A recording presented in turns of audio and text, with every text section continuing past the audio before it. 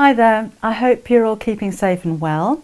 Last time we spoke, well, we didn't really speak for very long because our live chat was cut rather short because of interruptions and lips being out of sync and pictures freezing. So I do apologise about that, but I just thought I'd have a little chat with you now. So I've recorded this message for you and have a look at what's coming up in the future. And we've got a couple of sewing machine feet to feature as well, as I was going to do in the live, but it didn't quite happen.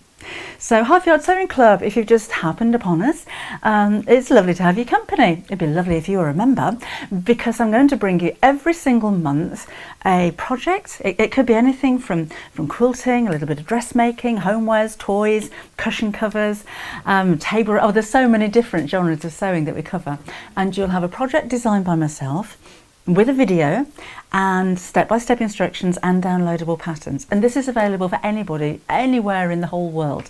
So have a look at the website at halfyardsewingclub.com for more details of how to join and what you're going to find there. Now we give you a secondary project as well, which doesn't have the video, and there's a block of the month. So that's like 3 projects every single month, at least. So this is our block of the month. So by the end of the 12 months, you will be able to create an amazing, applique quilt like this one. And for May, it's the hexagons. So this is English paper piecing. So your secondary project, I've taken the English paper piecing in the hexagons and made a cushion cover. So you'll have all of the instructions on how to make that as well, which of course, again, you can make in any size that you like. Your main project for May is the play mat behind me. So there's a video on how to make that. Could be a fidget mat, make it in any size you like, and it's something that the kids can get involved in as well. So that's lots of fun to make. We do a lot of bag making as well. It's so varied on that website. It's worth having a look. There's bound to be something that you fall in love with. Now coming up in May, I'm going to be on Sewing Street 2 days a week now. So for the most part, it's going to be regularly every Sunday and Monday morning.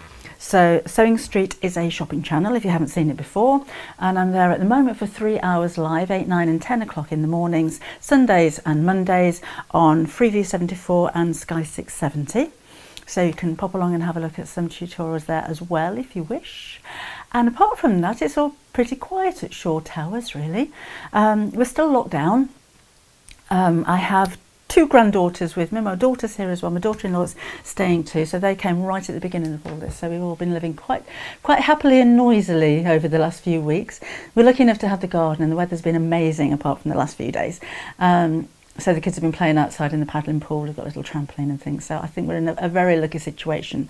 And myself and Gary, my husband, work from home most of the time anyway. So for us, things aren't too much different apart from the queues at the supermarkets these days. But I hope you're all keeping well. I hope you're all fine.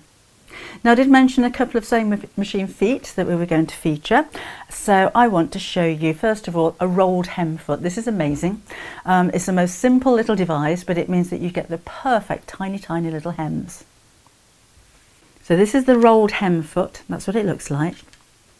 And underneath here is like a tube. So as you're sewing, this little tube folds the fabric around and it gives you a hem of about 2 millimeters, about 1/8 of an inch. It's a tiny little hem, but folded over twice. I'd never be able to sew a hem I wouldn't have the patience to sew a hem like this without the correct foot.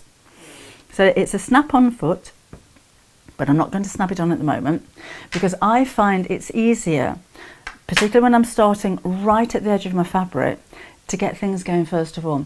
And otherwise you're sewing around about 1 inch in by the time the foot starts working on wrapping the fabric around.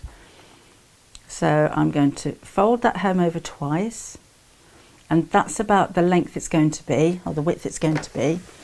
And then I'll bring in my sewing machine and just get it going. So it's only about 1 inch, not very far. So we need a straight stitch, and I'll just sew a few stitches there.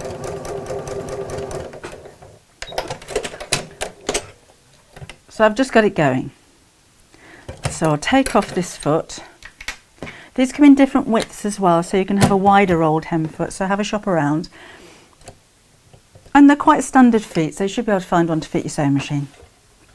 Now then, I'm going to start sewing again with the foot, just overlapping the stitches that I've just made slightly.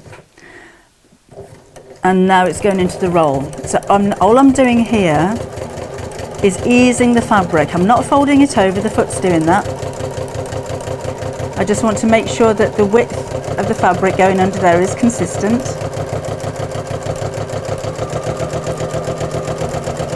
It's ever so easy. I mean, do have a practice. I always say that no matter what the foot, no matter what the project, always test out your fabric first of all to make sure your stitch is the right length, your tension's the right setting, and it's looking good.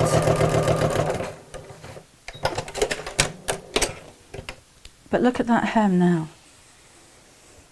There is no way, so I've just got a thread there, I would be able to do that. That's the top of the fabric. Look how neat that is, how close to the edge that stitch is. And that is a perfect folded over twice hem. So that's the kind of hem that you're going to put on, well, you can use it on cotton, that's fine, but on very fine fabrics, particularly if you're working with georgettes or chiffons or silks and satins, when you don't really want the hem to stand out too much. You see how simple that is when you've got the right foot for the job. This one is the cording foot. It has 3 little grooves on it. Again, they come in different sizes, so check your manufacturer's recommended feet. And these 3 little grooves hold in place either 3 pieces of yarn or embroidery thread or fine cord. And then you stitch a decorative stitch over the top of them. What I find it easy to do is to put the cord in there before I put it into the sewing machine. So put it down the centre of the foot, and just using 3 colours here, so let's have a look at the yellow one. So down the middle of the foot, and then just slip it under that bar until it falls into the groove. And there you go, that's it, number 2. So they click firmly in place, which is good. Then under the foot, under the bar, and click. There we go.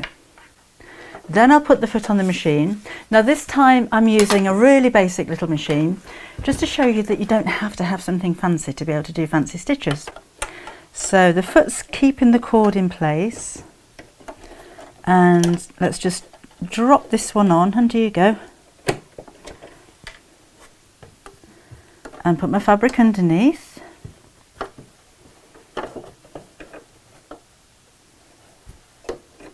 And I'm just going to use a zigzag stitch on this machine.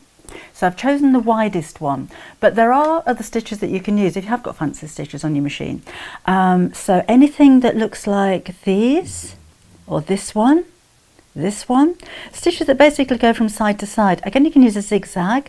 The ladder stitches look very good with it. Don't use anything too solid because we want to see the stitches underneath. The cross stitches work well. The kind of stitches that you use for smocking would look very nice. So have a play again with your stitches. Just make sure you're happy with the look of it. If you wanted to mark out on your fabric first of all the line that you're going to sew, that might be an idea. I'm just going to split the threads to stop them knotting as they're going through the machine, and then sew. So you can see the foot guides the threads underneath the needle, and I can go around in curves. Maybe I'm putting a trim on the bottom of a skirt, or just move that out of the way. Around a pocket would look nice, around the flap of a bag. Maybe a lurex thread would give you a glitzy evening bag for special occasions.